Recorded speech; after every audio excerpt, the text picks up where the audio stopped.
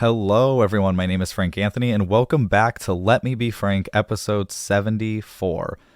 Just in case I don't title the episode a certain way, I don't know what I'm going to call this at the moment, but just in case, I want to let all of you know that this is the season 4 finale. I almost lost track.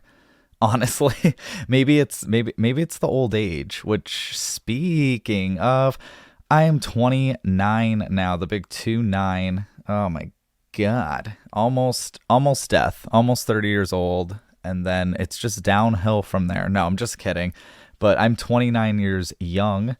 That's what I feel like. That's what old people say. But yes, my birthday was July 8th, so this will probably be airing a day after my birthday, and then I'm supposed to be celebrating it the day after this episode or something. I know it kind of sounds a little confusing, but yes, I felt like this was a good point to do a finale. I think it's also been the 12 weeks as well. So it kind of just somehow the stars aligned, which is crazy good to me, you know? So yes, season 4 finale. Normally I take a month off. That won't be happening. Won't. WONT. But I might still take 1 week off, at least for people who aren't producers. We'll see. And reason for that is I may need to take another week off in August due to a trip, but we will, like, a trip longer than 1 day. So we'll see. I'll keep you guys updated. Stay updated and make sure you're following the Instagram page at Frank Podcast, or at least going to that page to see updates. It's public, so you don't have to follow it, but if you do follow it, that would be, well, I don't know, what would that be? That would be super special, awesome.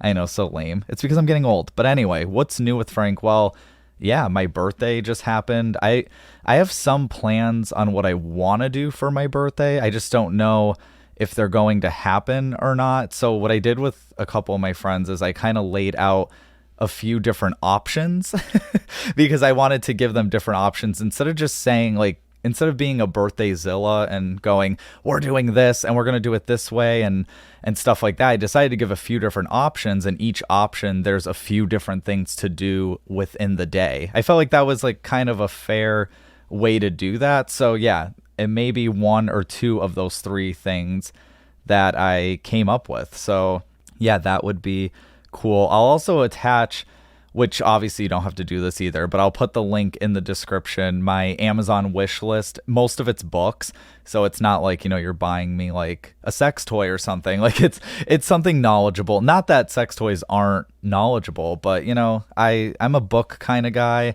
And I think there's a couple other things on there, but I think it's like 95% books now, which I do also have a ton to read still, but I will never turn down a free book. So if you did that, that would be cool too, but you don't have to, it's not required. Anything new with me? I mean, yeah, there's that and this finale that's going to be happening. Are there going to be, you know, you might be wondering, are there going to be any big changes coming up to the show? Because usually there's certain changes I will make. I don't know. I should probably save it till the end. No, I'll say it now. So the only potential change, and I say potential, it might not happen, it might be something else, but personally, I've been slacking on my YouTube channel, and I really want to like pick that up again, but make it things that aren't just podcast episodes, just the reposting. So I'm thinking of starting to make YouTube videos again, and that's going to be more around like vlogging or stuff regarding me or me reacting to certain things. So I'm kind of in this debate of whether I try to add a third, because right now Tuesdays and Fridays are the podcast episodes. So I'm debating whether I try to do like this third episode thing, but it would be on YouTube, or if my YouTube videos come out on Fridays and you guys still get podcast episodes on Tuesdays. I know when I was doing 3 episodes, I've been doing a different amount of episodes a lot. That didn't even make sense to me. So I did start doing one episode a week, and then I went to 2, and I even went to 3. So then when I went back down to 2, I know some people got disappointed because it's like, I mean, if I could make episodes 5 to 7 times a week, I would. It's a lot though. And you know, it's that whole work-life balance. I'm very much about that, because I used to be work, work, work, work. And then what would happen was just like complete burnout. And it happens to most of us, if not all of us, at least at one point in our lives. So I figured I want to, prevent that. I want to prevent that as much as I can. And in the work environment I have at the moment, I can do that. I have the power to do that, which feels great. So I have to make sure my mental health is on check so that I can keep giving you guys genuine and good content. If I'm really just off mentally, the content's just not gonna be there. At least it's not gonna be up there to where I know I have the potential to give it to you guys. So it may replace a podcast episode a week, or it may just be an extra thing I do here and there. But I don't know. You guys let me know in the comments or private message me on what you guys would like to see from me in regards to that, because I'm very open-minded with this show. I'm always accepting feedback and stuff, because there's things that I may never think about, or what I could say is there's things that I'm thinking about idea-wise where you guys, the audience, have a whole different mindset on it. So I need to know what your mindset is on it so that I can at least take it into consideration and most likely, make some changes with that. But yeah, before this becomes an hour long, let's go into country rankings. And I'm also going to do the state rankings now as well. That started last week. If you're new to listening to the show, every Friday episode at least, I like to check out which countries have listened to the show most and which states have been listening to the show most within the past week. So, and I love it with these new stats, these new analytics on Podbean, because it really breaks it down more. And wow, did things change? Well, countries, not so much. Third place is Mexico still, and second place is Canada. And I feel like I have a lot of new friends in Canada. It's awesome. Oh my God, it's so tempting I almost want to move there. I'm not going to lie, but let me be frank. And number one is my home country, the United States. So that's pretty much the same. The states though, all of you really, I like certain like competition things, and with the states. So last week, I'll remind you guys, it was starting from 5th place to 1st. It was Georgia, California, Missouri, Florida, and New York. It's much different now. It really took a change because my home state is Massachusetts, and I really called them out last week, and they prevailed. And you'll see how, because they weren't even in the top 5 before. So this week, 5th place is New York. New York, I'm not singing your name anymore. You were 1st place last week. What happened? 5th place now? 5th place? And I'm just going to, and spoiler alert, because I have to give a little talking to Florida. Florida, you're not even on the top 5 anymore. What? You were in 2nd place. Guys. Well, okay. You know what? Let me rewind a second. There's a lot going on in Florida, whether it was with the building coming down and Elsa coming through. So you know what? I'll give benefit of the doubt to Florida, but New York, what the fuck is going on? Tune in, please, and thank you. I'm just messing though, but please tune in. 4th place, we have a new state in 4th place, Ohio. Welcome, Ohio. You guys came out of the woodworks. I think you guys, last week they were on the list, just obviously not in the top 5, not as high. But yeah, 4th place now for last week. So welcome.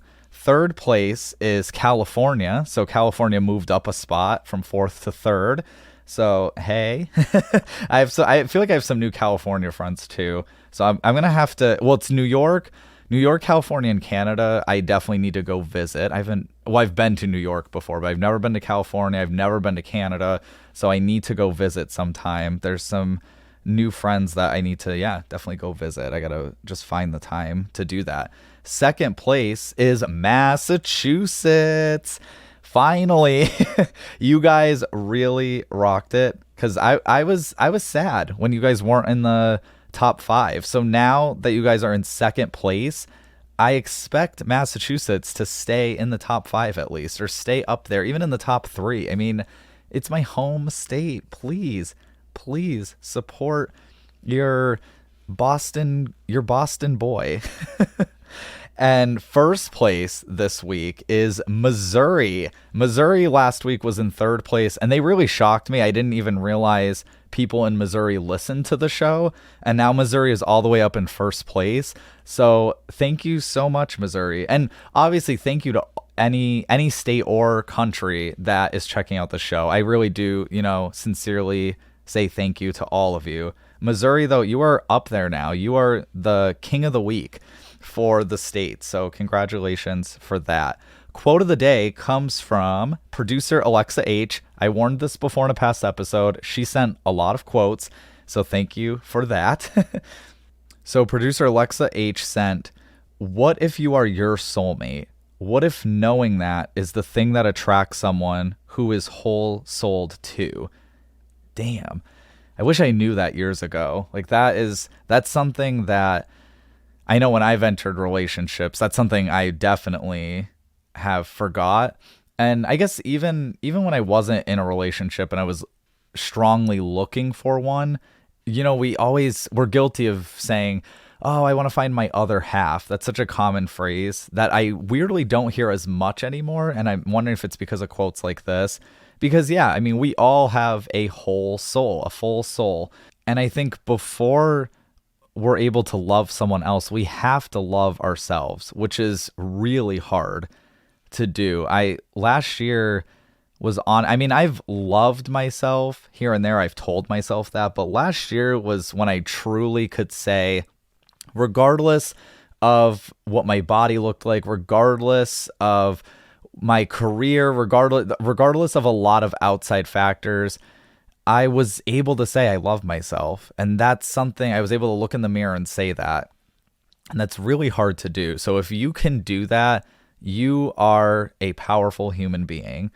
And yes, I really enjoy this quote overall because, yeah, when you're truly being yourself, when you're truly loving yourself, it's like the best way I could put it is you almost become a sunflower. And I know that sounds weird, but let me explain.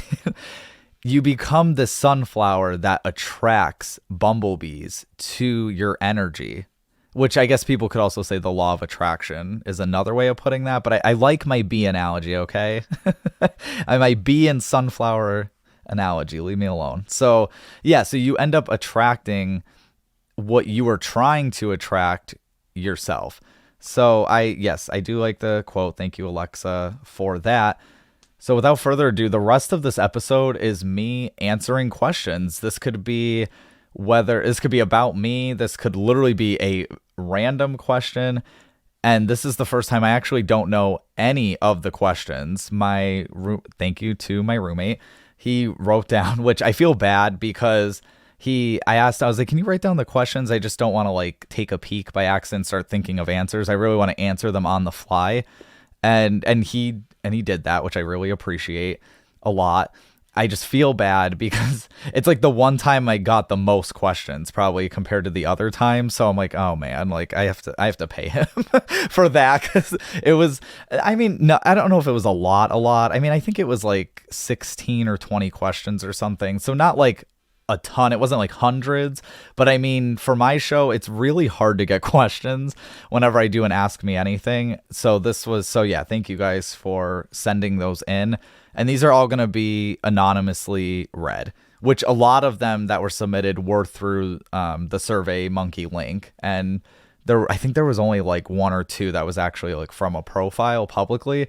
But yes, thank you guys for submitting. I'm a little scared because I don't know what these questions are. And I just, oh my God, I kind of pray they're not. I asked for interesting, different questions. I just hope they're not all sexual, but I can't promise that they are not because I didn't look at them and I should have I did tell him not to write down any doubles because one question, which I swear to God, if it's in there again, one question that I've gotten on all the past ones is, am I single? And it's if I get that again, I don't know. It's usually that or I was gonna say it's that or my sexual orientation. It's always, I don't know why people are always into those two, which you have the right to ask that. It's just I'm trying to answer different questions, which I guess the first one could change I guess the second one could change too when you really think about it. But anyway, I'm stalling. So because I'm scared. So let me pull from my bowl. By the way, if I wish you guys could see I don't know how I did this. The little notes, the notepad, sorry, the little notes, the little notepad that's not so little, the paper that was used to write on, that my roommate wrote on, it's the same exact color as the bowl that I'm picking from. So I just found that like aesthetically pleasing. I just had to mention that for some reason. Okay, so first one. Oh my God, it's long. I didn't think it'd be really long. What would you do if you woke up tomorrow and it was 13 years in the past and you were your younger self, but still had your current memories and experiences? Holy shit. What a deep first question.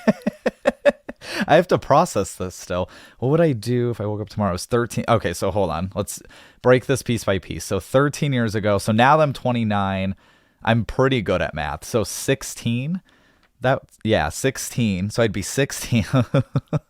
I laugh because, wow. Yeah, 16, 17, and maybe even 18 was a very interesting part of my life. If you've listened to the show on past episodes or just have listened to me talk and things that I've posted, I will mention my past a good amount in the sense of like my past self and how just like ridiculous I was and how crazy I acted at times. So yeah. So what if I woke up tomorrow?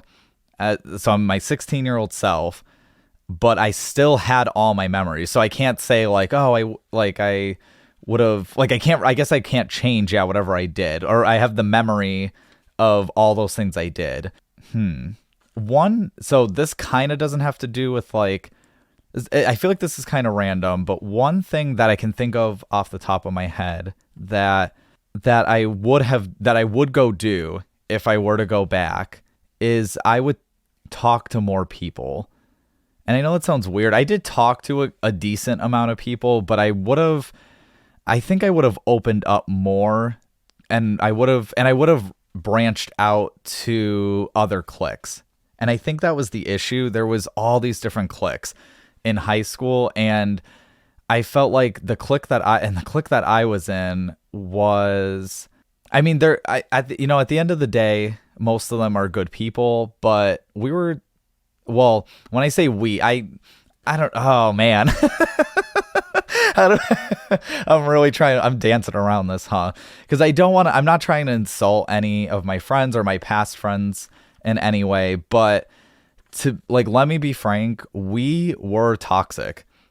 Some of us. I'm not saying the entire friend group, but there was like a subset of 3 or 4 of us that would hang out the most together, and it was very toxic at times. So, and I'd become a really toxic person during that time. So I do wish that I gave more people a chance. And obviously, you could argue and say, well, those people could have reached out to you as well. And it's like, they could have, but also I don't blame them for not reaching out to me, because I was a fucking bitch. There's certain people that I made their life hell during that time because I was so insecure with myself and I was bullied during younger years that I felt like I had to get back at those people and more, and people who didn't even fuck with me that way. So I look back at that person and just think, oh my God, like, just what an awful representation of who I am, what an awful person. And a lot of people that haven't like stayed in touch with me or caught up with me just assume that's who I am and that's who I've become now, when it's farther from the truth. I still had a lot of growing to do.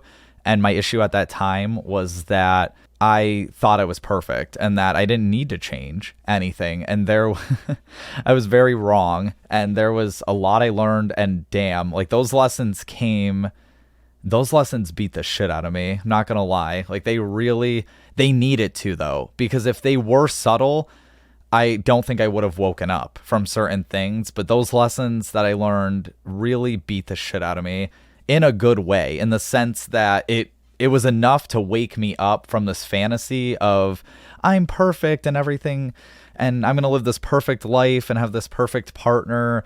And and even though everything's perfect and I'm happy, I still can treat people like shit. And you can't do that. If you want positive, good quality interactions with other people, you have to offer that. And yeah, there's going to be some people that don't reciprocate the same way that you do, but it doesn't matter. You have to give that back. I feel like I kind of went off topic with the question. What would I do? Yeah, I mean, I would definitely talk to more people that were like in my graduation class, which I've slowly kind of done. I could do better with that. I don't want to like intrude in people's lives though either, because I know everyone's busy. We're all the age that I'm at now, we're building families and stuff and like really solidifying our careers and everything. It's like the busiest time. Being 18 to 29, 30 years old is like the busiest fucking time for adults. And yeah, that's one thing I definitely could look back and regret, that I do wish I opened up to more people and showed a side where people felt like they could approach me, because I had such a like bitch persona that people probably were like, no, that's drama. That's just too much. I don't want to deal with it. And I don't blame them, because I wouldn't have been friends with old me, with old Frank. I wouldn't have. No way. I would have called that person out. I would have said, you're a fucking asshole and good luck in life. All right, we're going to go to the next question because I went a little too much on that. There's probably other things I would do as well, but I wouldn't take anything back, because obviously there was stuff I needed to learn, and I did. And obviously there's still learning that I can do going forward. Oh my God. So then... So the next question, are you single? I can't. There it is. I bet you that question was more than once. I just bet you. Oh my God. Okay, yes, I am single. Fellas, ladies, mostly fellas, but like I am single. Okay? If you're interested in me, just tell me. Just message me, make a move. Because if I'm into you, I'm going to make that move. Now, if I thought you were attractive or had a crush on you, but you were in a relationship, no, I'm not going to make that move. That's not fair to the person's partner. That's not a right thing to do. So yeah, because there's, I just thought of someone actually that I guess we could say we're friends.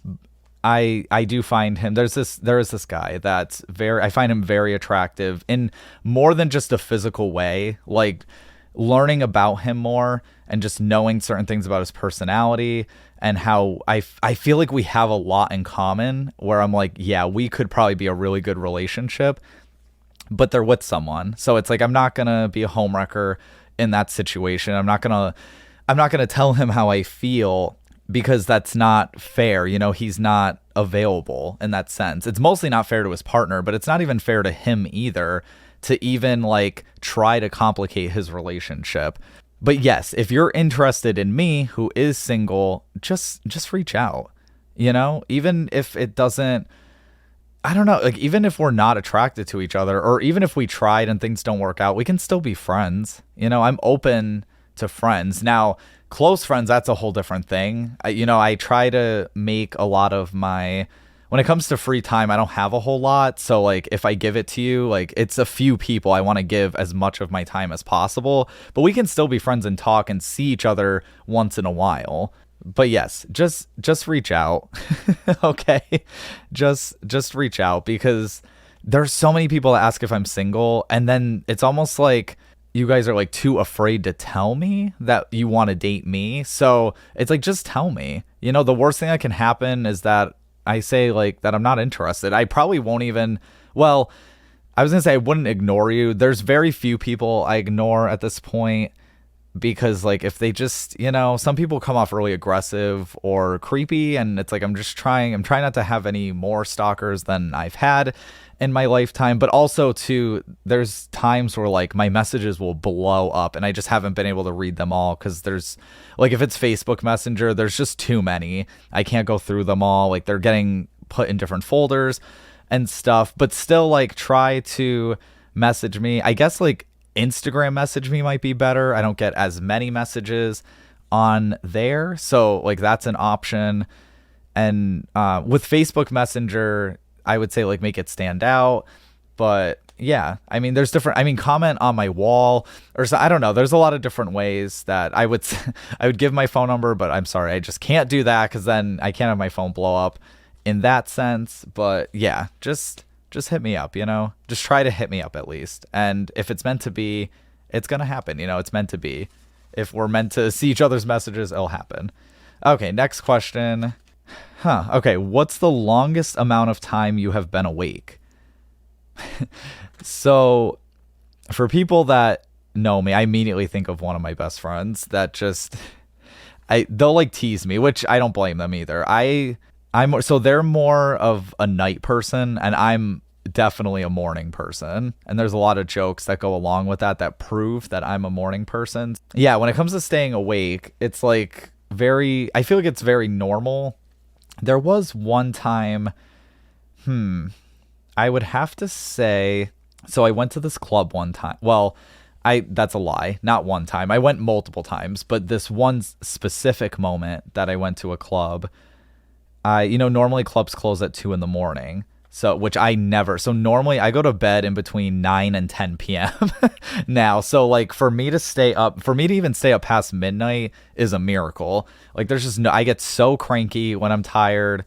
And I just want to like go to bed and I want people to leave me alone. That's like my alone time there. But so the longest time, this one time though, I think it was one of the first times I had went to the club. I just felt like so alive coming home, and I'd never been that awake at 2 a.m. in my life. And I couldn't fall asleep until about like 3:30 in the morning. So that's probably the longest amount that I've been awake so normally I wake up in between like 6 and 7 a.m. So I was up from like that time all the way to 3:30 in the morning. And what really sucks is that my body usually, regardless of how much sleep I get, it'll usually wake up at the same time. So I felt like shit. I woke up like 6:30 or something and I felt like complete shit. And then I had fallen back asleep, I remember, and then I woke up at like 9:30, which waking up past 9 a.m. is like oversleeping, and that's even on a weekend to me. Or sorry, waking up past 8 a.m. is like oversleeping, and waking up past 9 is I'm dead. So this was that rare occasion that I wasn't dead. Next question. Okay, I'll try to go a little... Wow, I mean, what's the future of dating? Most of these questions, I'm sorry, the are you single question, I just can't. Like, just ask me personally. Anyway, what's the future of dating? And I wasn't prepared for these. I think there's a show or movie, I think it's a show on Netflix I immediately think of a little bit, or at least like my inspiration behind this answer. I feel like we're going to enter our information into like the system, and then like the computers are going to like compute it, which they already do this now with dating sites, but I feel like it's going to do that, and it's going to actually be able to like really match two people or more together. And then I feel like all the people, like when it comes to like a date, everyone's just going to transport like it's going to be, or teleport, sorry. They're going to just teleport to like a dinner or some sort of date that everyone was into doing. And then like at the end of the date, this kind of makes me think of Sims. If you're familiar with Sims, when Sims go on dates, there's like a rating for the date. I feel like there's going to be like a rating after the date. Like the computers or something are going to sense how well it's going and be able to like read our thoughts and shit on the date so that they can rate it, whether it would be like bronze, silver, or gold, or give like some sort of percentage score. I don't know. I feel like that could definitely happen. I'm a little scared that technology and stuff will just be able to track like every minute breath that we take and every thought that we think. It's a little scary to think that, but I think I feel like it could get that deep. I don't know how long that will take in life. That could be like a whole nother century or so, but I don't know. I picture that. I wouldn't even be surprised too if they like freaking concocted and mixed like your blood with the other person's blood and was like, I don't know. And you could see like a future like potential baby or some shit. I don't know. Technology's wild, man. It's wild. All right, next question. You gay or bi? Here we go. So, which, you know what, though? I don't blame people for asking this question, I guess, because I know it's been confusing where people are like, oh, he's gay. And then other people are like, no, he's bisexual. And then people are just like, what is he? Like, what? Which at the end of the day, it's really no one's business. But for the sake of this, and I am answering questions, like I'm going to, I'm always going to try to answer as many questions as I can, as openly and honestly as possible. I'm not going to lie. I've been confused at times in my life. And I actually mentioned this, I guest starred on an old friend's podcast, kind of talking about, it was an episode related to bisexuality. And I was like, I definitely get confused about it. And I kind of just tell myself I have certain percentages that I'm like 70 to 80. Let's just go with 80% gay and 20%, or sorry, 80, I'm at 80% into men. I'm only 80%. I'm still 20% straight. No, but I'm 80% into men, 20% into women. Because with being bisexual, it doesn't mean you're like 50-50. Like there could be different percentages with that. So that's the best way to answer that. But I'm not going to lie, sometimes when guys ask me, I'm just like, yeah, I'm gay. Because it's like, I pretty much am. Like if we really had to choose one or give a definitive answer, it would be that. But at the same time, I don't want to close women off. And just like, because that's a lot of potential options. There's women I have met that I've connected really well with that I'm like, why would I just throw that away? Like there's one of my soulmates, I guess, like if you believe in soulmates, could be a woman. It doesn't have to be a man. And maybe that's why I'm struggling with guys so much, because maybe I should be with a woman, or there's a woman out there that connects with me more, or maybe I just haven't met the guy yet, or it's probably both. So yeah, so that's kind of my answer to that. It's just, I get this question a good amount as well. So whatever you got from my answer, that's the answer on that. All right, next one. Let's see. Tell me the most embarrassing moment of your life. Oh man. Okay. So I guess I'll share this one. I did do if you go on my YouTube channel, there's an ASMR video on me telling this embarrassing story. I just didn't call it embarrassing story. This is a story I will never forget. And what pains me even more is the friend that I was with so this happened at Six Flags, and the friend that I was with, she doesn't remember this happening, and it kills me. She's like, oh yeah, I get, like, she did not remember. And I was like, oh my, you don't remember that? It also didn't happen. Everyone remembers certain things, and this didn't really affect her necessarily. So maybe that's why. And as we get older too, I mean, this is like, how old? We were like 13 or 14. So, I mean, this is years and years ago, like at least, or whatever that question was, 13 years. So more than 13 years ago. So it's like, you're not going to remember every little thing. And then when you have kids and stuff too, it's like, you're not going to remember, like there's so many more important things to remember than this one stupid memory. But a friend and I, we went to Six Flags. I didn't technically do anything embarrassing. I was embarrassed a lot, especially because at that age, when you are a teenager, it's like there's so many different things that can embarrass you.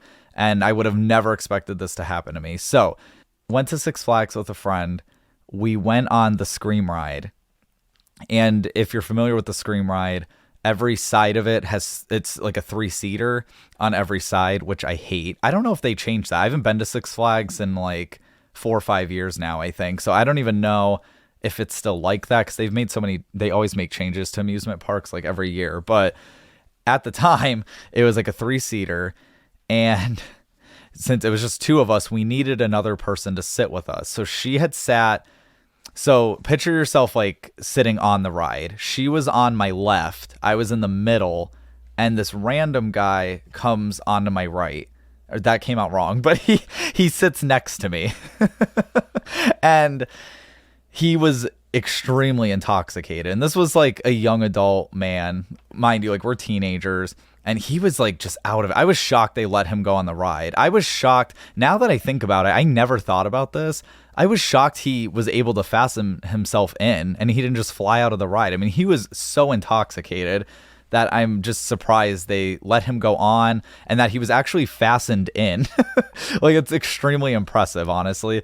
So actually, this is also what he did was also impressive, just not to my favor. So the ride starts going up and I start I'm looking up at the sky, which I did not want to do because rides don't usually scare me, but that ride specifically I don't love because it's just an up and down. You go super high and then just come down, whereas like a roller coaster, at least you're kind of like on an adventure. This literally just like makes your fucking heart drop and you don't know when it's coming, where a roller coaster ride, that drop, you see it approaching.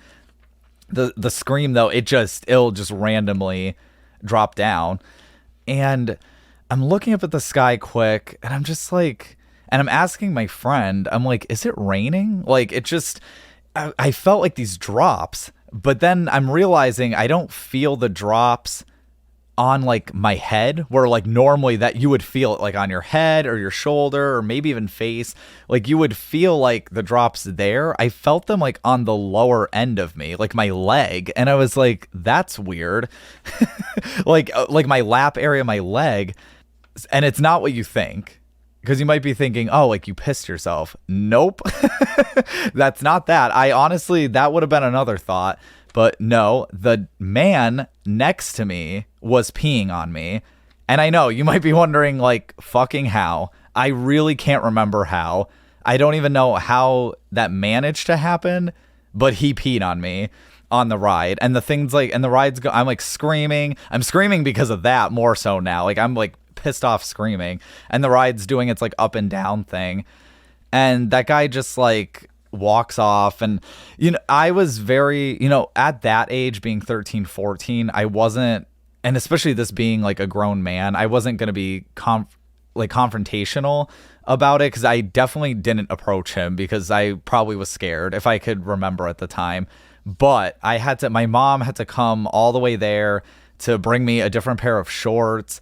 And then we had like exited because obviously I had to get the shorts, and then coming back in, the people at Six Flags were fucking dicks about me coming back in. Like the stamp, they stamp you out or whatever, it had like worn off or something, and they thought I like got it the day previously. Like the guy was just being a fucking prick about it. So then that was like embarrassing because I couldn't get back in, and they were gonna make me like pay to go back in again and shit. So, and I think we just went back home.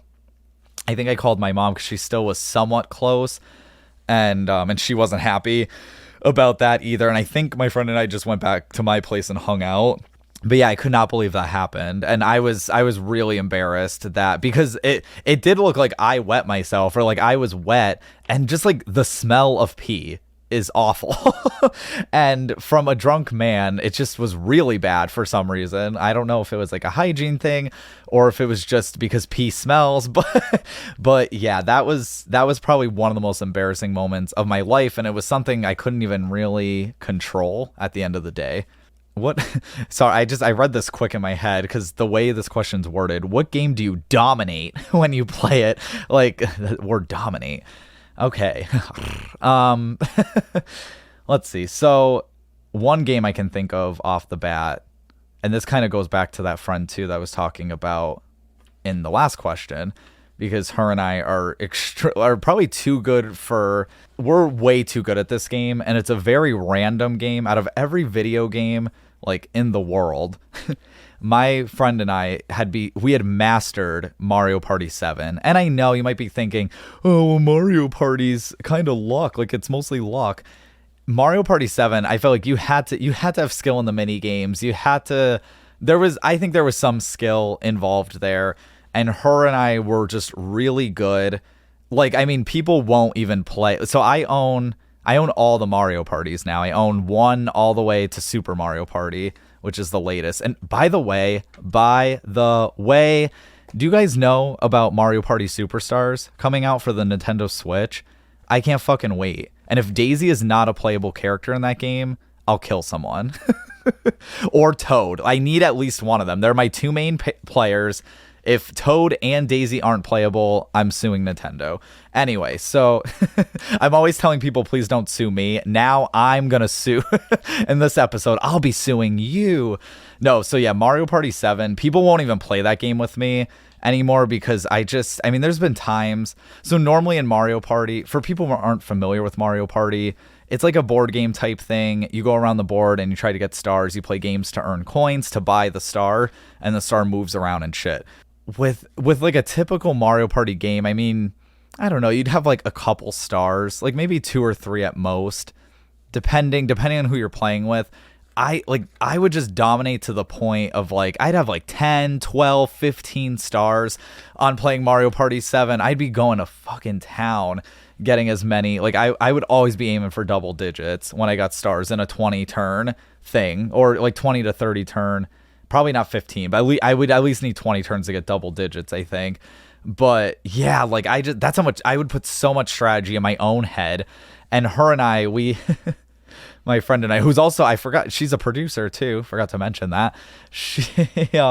We have this little like inside joke where we would text each other. If we played with other people we knew, we would message each other, secret alliance. And so we usually would have, now we just kind of compete against each other, but it's fun to have that whole, like, it was fun to have that as well. Because if we did do that, we wouldn't be screwing each other over, which was nice. It was like one less person to have to worry about. And we would actually help each other do better so that we would get first and second type thing. So like if I was like destined where she was way ahead, I would definitely, like, she would help me at least get second place. So that, yeah, so just stuff like that. Like we would end up screwing over other players and stuff. And oh my God, people used to get so mad when her and I would play together because we wouldn't be on the same team. And they'd be like, what are you doing? Like, you should have stole from her or something, the star. And I was like, nope. Because they'd be like, oh, she's going to win. I don't care. Or in an alliance. No, but sometimes it would be that way. But also her and I are extremely competitive that like now we keep it. Well, we've done this too in the past. We'll keep a tally sheet of how many times we would beat each other in whether it was Mario Party or Mario Kart or pretty much any Mario type game. So yeah, that game though, I feel like that specific Mario Party, other ones you might have a better chance, but 6 and 7, I'm really, especially 7, just really, really good at for my own good. It's that GameCube era. I used to play a shit ton of GameCube. Okay, so next one. Wow, so I went from that question to what was the saddest period in your life? Wow. All right, that was pretty like a darker question. So immediately I'm trying not to think of something that's not related to death, because obviously losing loved ones to death is, that's going to be a lot of our saddest parts in life. So I guess I would have to, let's see, saddest period in your life. I mean, I always think about 2013. That year which there was a death that year, but there was also another loss that I went through that if I had to, like, I can remember just how, like, if I were to think about every single year in my past, that year specifically, I felt so fucking awful about like myself and my life. And by the way, too, I was working a job with good pay, and I didn't even, but I was just spending it all. I wasn't even saving my money. I could have saved a lot of that money at that time, but I would just like, that's the year too. Now that I think about it, that's the year I ended up, I like maxed out a $5,000 credit card. Like, I was just going to town and just like not giving a fuck about like my financials or my health or my well-being. There was days I definitely didn't move at all. Like, if I had to, I can't really diagnose myself, or I shouldn't, because I'm not a professional technically, but that period I definitely was experiencing depression. And I wouldn't even say, well, I mean, there was probably anxiety as well. Anxiety is my worst mental health disorder. I wonder if that's a question on here. Probably not, but who knows? But I felt like I was really deep in a dark depression that I had never experienced in my life before. I felt so lifeless. And a quote that I like to say that I was feeling in this moment was, I was existing but not living. So I had lost my grandmother towards the end of that year. Towards the beginning of that year, the love of my life at the time and I had broken up. My ex and I had broken up. hence them being an ex. So, there's a lot I could say about it, but, to be honest, with the place that I'm in my life right now, I don't, at least like what him and I have been through with each other in the past, I like looking back on it, I never, I don't wish him harm. If anything, I wish him well. I really hope, because something that I meant, there was two things that I had told him that I really truly meant. Because, sometimes we can just say things in a moment, but I really meant these two things. And one was, I said, I'll always care about you. And two was that I just want you to be happy. And that was really hard for me to say. That was really hard for me to acknowledge, because deep down I knew, my conscience was saying, hey, Frank, like, you want him to be happy. You might not be part of his happiness.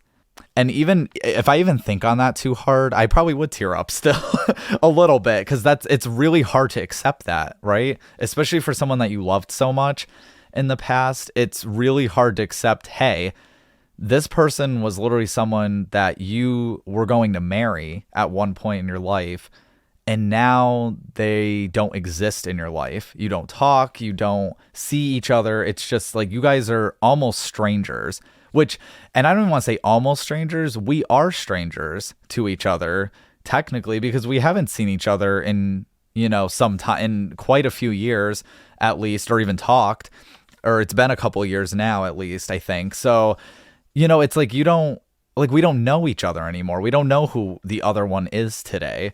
But it was really sad for me, because, yeah, like I said, I thought that was someone that I was going to be with longer than I was, and it wasn't.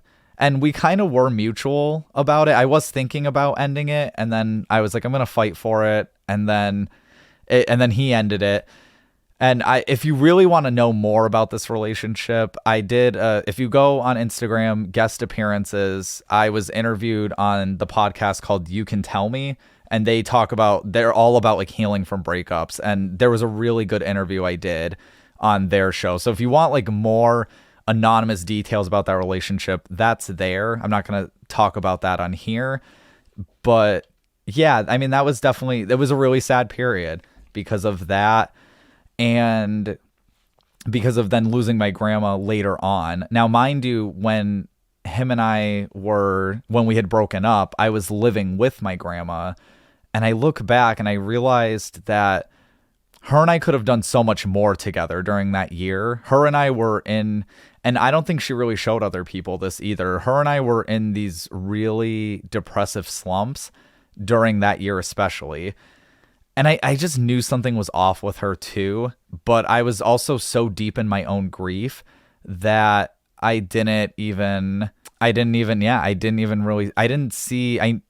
felt like I knew she was in pain, but I didn't realize I really didn't fully grasp how much she was in pain about certain things that I won't get too into detail about. But yeah, she passed towards the end of the year, and that really, I obviously was extremely sad about it. That she's my second mother, but besides the grief hitting me, a really big life lesson hit me that made me feel better, and I know she'd want me to feel better, and I think that's what helps me too. Sorry, I'm my eyes. But I realized that the breakup that I went through earlier on, that pain, which was difficult, and you normally shouldn't compare pain, but at least I feel like in your own life, it's okay to do this. That pain was nothing compared to losing my grandmother, to actually losing a life. If I really wanted to, not that him and I would talk again, but technically him and I could talk again. Like, it's possible. Not saying it would happen, but that it's a possible thing because he's alive. I can never talk to her again. And that really set in with me. And I remember that was the beginning. It was strange because I was sad about it, yet I felt like that was the beginning of me truly growing as an individual and realizing I need to keep living life because time's going to keep going in general, and I need to keep living it. I can't just exist in pain. I need to try to keep making new good memories with the people that are still here, because then what happens, kind of similar, I'm dealing with my breakup and depressed about it. I could have been making new memories with her that I can't make anymore. And I do tear up a little bit thinking about that, because that's something that I've realized and you can't change. And I had to accept that. And that's why now going forward, I'm trying to do much better when it comes to who I spend time with and who I see and all that. Next question. I hope it's positive. What? Oh, come on. What was the most difficult breakup situation you were in? Who is asking these questions? Who is what? I just talked about that. I feel no, I wouldn't have. Oh my God. I wish this is why now I know I need to look at the questions beforehand, because then I wouldn't have mentioned my past relationship in that other one. Oh my God. So obviously, the most difficult breakup situation was the one during 2013, which is crazy because that's been a long time ago, but I really haven't. I've been hurt by other men in my life, but nothing still has been as difficult as that one. I think now, because I think because mentally and emotionally, I sacrificed so much for that relationship. Like I sacrificed myself as a human being, which I shouldn't have done as much looking back, where now when I date people going forward after that, I was like, I pretty much was like, you're not going to treat me this way. You're not going to treat me that way. Like and I don't want to just say this relationship made me feel that way. Past relationships, there were certain actions that I had to deal with from other exes who were much worse, or that did much or tried to do much worse things to me, that I was like, no, I need to demand respect from these partners. I can't just be treated this like shitty ass way, or I'm just going to be out the door. And honestly, that's how it's kind of been, unfortunately, with a lot of my situations, because there's just certain things I'm not going to take. I'm not going to be, for example, I'm not going to be completely demeaned and yelled at.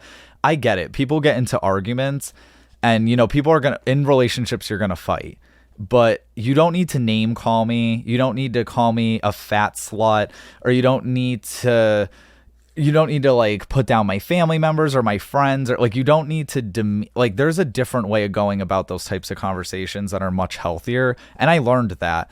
And I learned that going forward into new relationships, where when they would do that shit, I would call my partners out, or call people, or call guys or people that I was getting to know even on dates. I'd be like, listen, like that's not cool with me, or that's not okay. Yeah. So the most difficult breakup situation, it was definitely, it was that one during that time. I like I said, there's more about that in that interview on the guest appearances, where I could articulate it better, because I kind of had my thoughts more organized, where this is just kind of hitting me, so I could go on a whole thing, but I also don't want to, because this was also like 8 years ago, I think, already, 8-9 years. I don't know. It's been a long time, so I don't want to dwell on that. Yeah, it was difficult, I guess, to kind of end the question. It was difficult because for a few reasons. One, I loved this man so much. I loved this man more than I loved myself, which is a huge issue. You need to love yourself more, and you need to love yourself in general, which I didn't. I think I lost that I think I had it at the beginning of our relationship, and then I lost it along the way because of certain things, which I don't need to get into detail, but I lost that. And I lost my self-identity, and I lost my self-love that I thought I may have had. So there was that, where I just loved him so much. And then it was difficult because I had known him in my past. I had known him for years prior. So this wasn't like a complete stranger. This is someone that, and not just like anyone, this was someone when I first moved to the town that I went to high school in. This was literally one of the first guys I had a crush on, but I was like, oh, he's straight probably. So I was way too nervous to pursue anything or even tell him, but we were starting to become friends a little bit. And then like as he had reached out to me later on, like during our college years. So it was tough because I was getting to know him in a different way, and I had already known certain things about him previously that it just made me love him more as a person. So he was very handsome. He was very handsome. He was very good-hearted. At the end of the day, I have nice things to say about him. Like, yeah, we went through shit. Every relationship does, but I really do wish the best for him. I do hope he's happy, and I'm not going to trash talk him, because there's certain things that him and I could say about one another that we did that was not good. And I know, at least if he were to ever say anything like that, I can acknowledge what I did wrong in the relationship.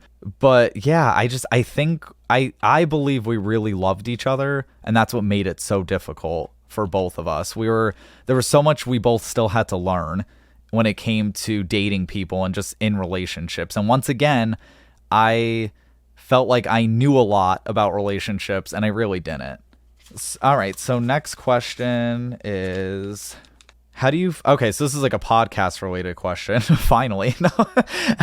How do you find guests to talk to? Okay, so this is something I'm going to touch on in an Instagram live, but for people who don't have Instagram, originally with guests, it started off as like friends and family at the beginning, mostly friends.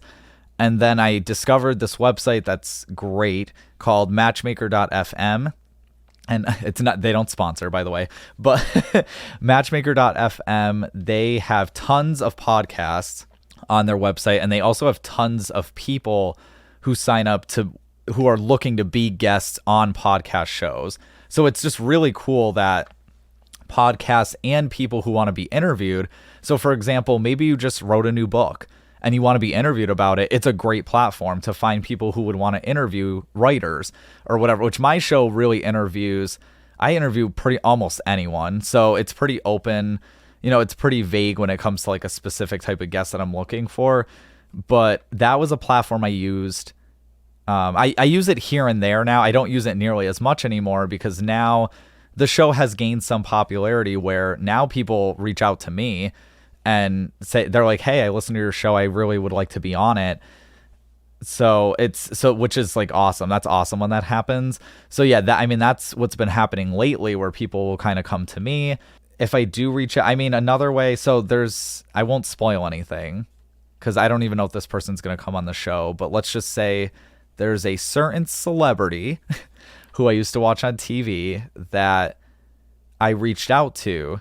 So sometimes I will just kind of like cold call, reach out via email or messenger on social media.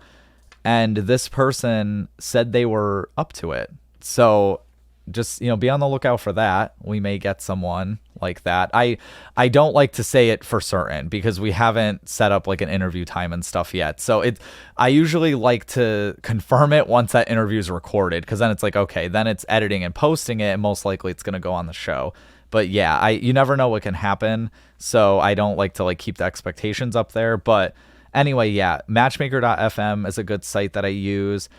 Yeah, you can messaging people on social media, interacting with others. So, for example, if you have a podcast yourself, interacting with other podcast hosts or guests that have been on other podcasts, that's another way of doing it there. So those are just some ways that, yeah, I have found guests to talk to. And now I kind of have a setup where people can fill out a guest form.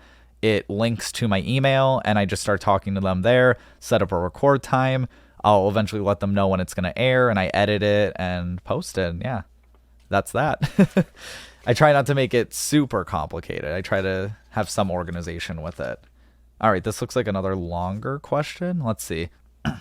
If you could fly, but the first place you land is where you stay forever, where would you fly to?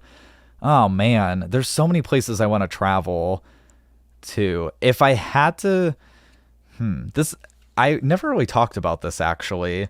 If this was a place where I had to stay forever, because normally I've always wanted to go to Italy, but I wouldn't choose Italy for this because I would like to visit Italy. I don't know if I'd want to stay in Italy forever, but because I haven't been there, and I also haven't been to this place either. But this place that I'm thinking of, it just The place I would choose, I'm thinking, would be Mykonos in Greece. It looks so peaceful and tropical there, and just like I used to always want to live in like the city and stuff, and the rush and Broadway and all that and stuff. But I want to just live somewhere now that is like so freaking peaceful and relaxing, and people are nice, and the weather is nice most of the time. I honestly don't know how the weather is in Mykonos. Like I said, I need to go there. I need to do more research, but that's the place I'm thinking of right now that like I would love to not only visit, but if I had to choose somewhere to live forever, that place just seems like one of those like paradise places in the world that I don't see how you could be unhappy in that type of place, that type of community. All right, so I have like I think 4 left, a few more. So this one's long too. All right, thank you guys too. By the way, I know I said it earlier, but thank you for the questions. I'm really liking most of these questions. I'm enjoying, so thank you, because they're definitely out there. They're a little bit different than the typical stuff, so thank you. When you advertise sponsors, is it fake enthusiasm? Oh, am I being like called out here? There's other podcast hosts that pretend they love products or stupid phone games. Please give me your perspective. Why do I love this question? I love this question. Whoever asked me this. So, because it's a good question, when it comes to podcast hosts and stuff, it's different for every host or different person, because some people I feel like will just kind of promote anything. How I am, or how I view it. So I guess to start with this, the first part of this question, when you advertise sponsors, is it fake enthusiasm? Thinking about it, I notice my voice kind of does go up in this octave. I think it does. I don't know if I stay the same tone, but of course, it sounds a little bit more cheery and positive, like more cheerful. It's like, I guess I could see why someone would ask if it's fake enthusiasm. However, pretty much, so every sponsor but like one now, because the sponsors have been coming and going, and that's the thing too, is sponsors are always changing. Well, most of them. There's a couple that I just always like to sponsor, to just because that's how much I enjoy the product, or it's like a promo code thing and stuff, and just like I don't mind keeping that up for them. For example, Goalie, I like Goalie vitamins a lot, so I'll probably always promote them in general, just because I enjoy them. And people have been like, yeah, I'm happy I heard that on your show, and I enjoy these as well. And so anyway, with most of my sponsors, like I said, there's one sponsor at the moment. It's Omeo, that I'm kind of calling myself out on this, because I know Omeo, at least for July, has been a sponsor. I haven't used them yet. They're the only one I haven't used, but I would like to, and I'm probably going to for a future trip during the summer, that I would like to test them out and see how it is. They're like a travel booking agency type thing, or travel booking site. So, and I'd never heard of them before. So yeah, I'd like to check them out, but I haven't actually used them in the sense of like, which I know sounds kind of wrong, because it's like, oh, but you promote them on your show.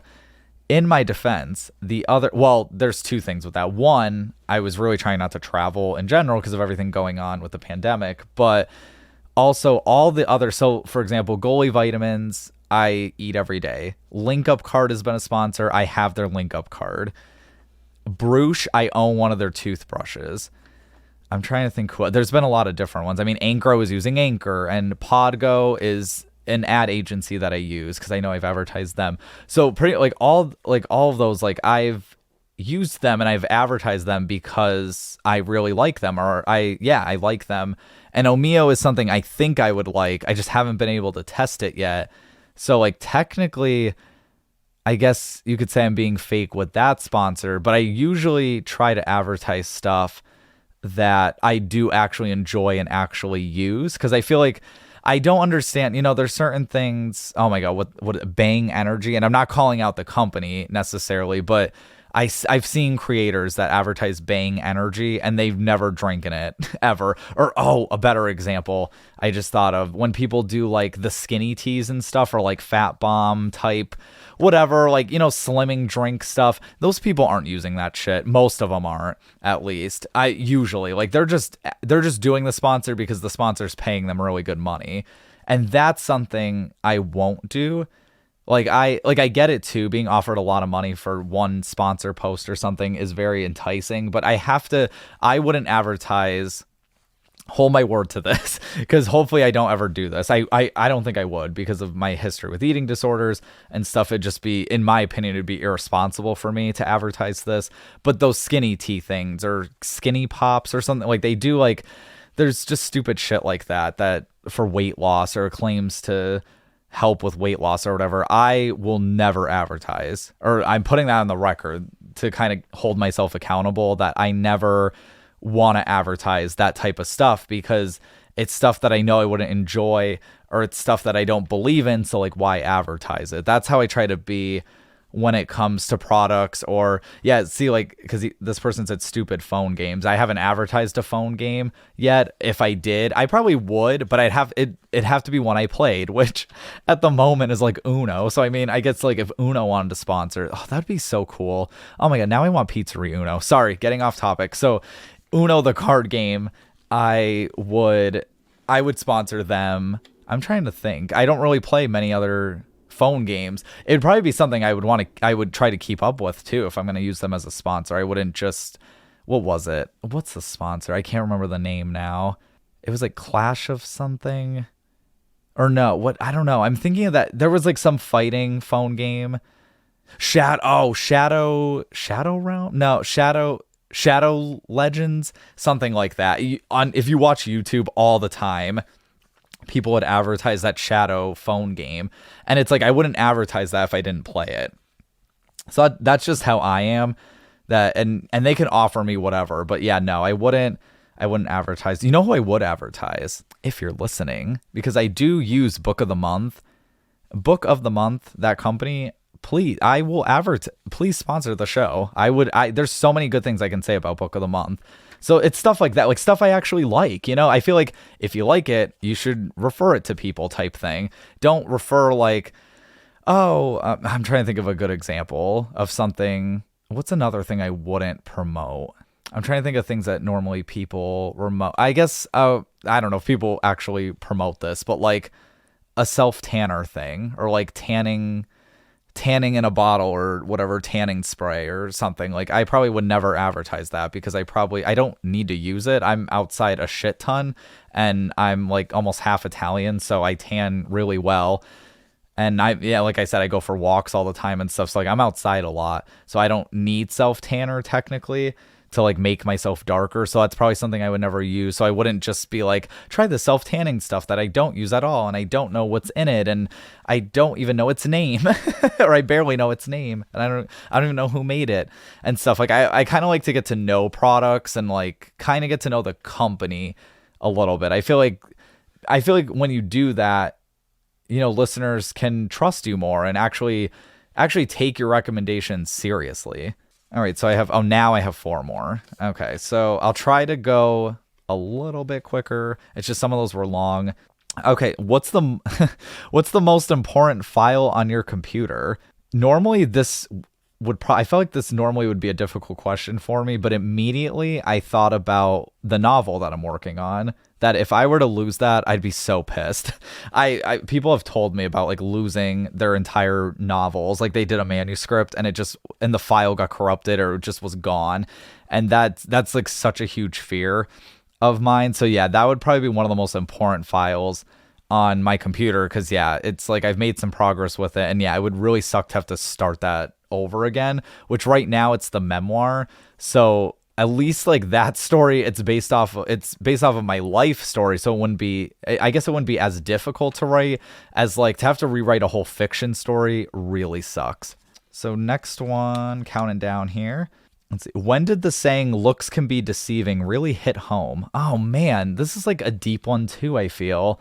Oh man, I don't want to mention exes again.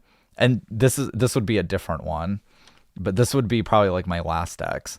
I don't want to mention exes again, but it's immediately what I thought of, because they were the definition of looks can be deceiving because they were the type of guy that, like, especially if you're single, imagine your perfect type of person physically, like all of whether it's like hair color, eye color, height, physique, finances, like, or well, that's not really a physical thing. I don't know, but just like imagine your perfect partner, and that was my last ex. Was everything I was looking for in a partner, like physically, mentally, emotionally, the communication level, like everything was on it looking back now, it was too good to be true, right? Like it really was. Looks can be deceiving. Like I was like, I'm so attracted to this person. This person has like all their shit going together really well. They're young still too, and they're like doing all this stuff, and like they were just so attractive. And I've mentioned this, I think, in the past. I have a weak spot for guys who are Hispanic or who are Puerto Rican, and and they had also matched that criteria. So there was just like, yeah, there was a lot of good going on, but that's like I said, they were the definition of looks can be deceiving, because they were the person that just like fucking ghosted me out of nowhere. Like things were going well, and then they just disappeared, and then I found out. And I don't mean to put like all this business on here, but I'm sorry, like he's a shitty person, or at least he did a shitty thing. I found out he was dating someone like the same week after he did that shit. Like he didn't even like break things off. He just like did that bullshit, and then was just with someone else. So meaning he probably was talking to someone else at the same time. He probably was talking to a bunch of guys at the same time. I don't want to accuse him of that, but now what I know about him, I'm like, he just seems like that grimy type of person, unfortunately. And maybe he's changed. I don't know who he is today, but that was only a little bit ago. But yeah, that's honestly, that's when that really hit home to me, because I really had trusted the guy, and it showed me that I shouldn't have, that I really needed to get to know him more, which I was slowly doing. But yeah, I should have done more digging into that situation. And the way he came off like so kind and so warm, and just like, and then just had like no fucking disregard. But that's all I'm going to talk about him, because honestly, he deserves no more of my attention. All right, so 2 more. What is one thing in life that you never want to lose? Myself. That's the first thing I thought of. What's one thing in life that you never want to lose? My sense, my like self-identity, or like my mind. Like one of the last things I ever want to go through in life is getting Alzheimer's or dementia. So that would probably be one thing. I would rather, which obviously would be awful too, to like lose function of like your legs and your arms.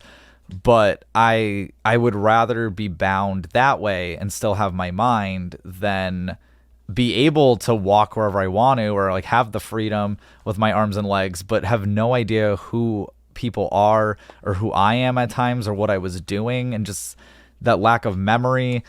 I just feel like at that point you're like a shell of who you used to be, which is really sad. And I used to work in that field, and I can't do it again. I really can't. And I kind of want to shout out my mom for a second, just say like how amazing of a worker she is in that field. And she's done it for about like 30 years now, I think. And just, it takes a really special kind of person to take care of people who have Alzheimer's or dementia. It takes a lot of patience and a big heart. And yeah, so it's just a shout out to, love you, Mom. And that she's been such a hard worker with that. It's really hard work to do that. But yeah, so I guess that would be, I wouldn't want to, but even dementia or Alzheimer's, like not related to those, I still also wouldn't want to lose my character of like who I am. So for example, like whoever I am right now, let's just say like, because this is another thing I wouldn't want to happen. Let's say the show blew up to the point of like I became a celebrity. Not saying that's going to happen, but let's say that did happen. I wouldn't want to like develop this huge head and start becoming this like greedy, bitchy person, kind of like who I used to be when I was younger a little bit. I wouldn't want to revert back to like just such a toxic, negative person in that way, or only care about like like possessions and money and stuff like that. I want to actually be able to still care about other people. So yeah, I don't want to lose my character in that sense. And I also, wouldn't want to lose my mind or self-identity. Last question. Let's see. It is, do you ever listen to Behind the Bastards? So I'm assuming that's another podcast. And I'm thinking that because they sound familiar. Yeah, they sound familiar. But I haven't listened to them yet. I'll probably go check them out after this. But I mean, the name, I like it, Behind the Bastards. It sounds like my kind of show. I like shows that can be, they don't have to like make me laugh every second, but I like shows that are really like raw and real. And that's what I try to have with this show, honestly. So yeah, if they're anything like that, then yeah, I'll definitely have to give them or him or that, yeah, whoever. I don't know if it's more than one person. I'll have to give them a listen after that. That is all the questions. Once again, thank you guys for sending in the questions there. This is, yeah, unfortunately the end of season 4, but there will be a new beginning with season 5. I'm going to take a week off from posting. If you're a producer, though, you may get the episodes early. So if you'd like to sign up, why am I even saying that? I have a closing message for this. Bye. Hey, Past Frank here, and I hope you enjoyed today's episode. Make sure you subscribe to stay updated on new episodes, leave a review on Apple Podcasts, and if you would like to become a producer or make a one-time donation to the show, click on the Buy Me a Coffee link in the description. I want to give a special thanks to my producers Monica Leigh, Alexa Hunt, Jennifer Herrera, Stephanie Lindsay, Kas Nolan, and Alana Rasmussen. I also want to thank each and every one of you for listening to the show. Have a super special awesome day, and bye.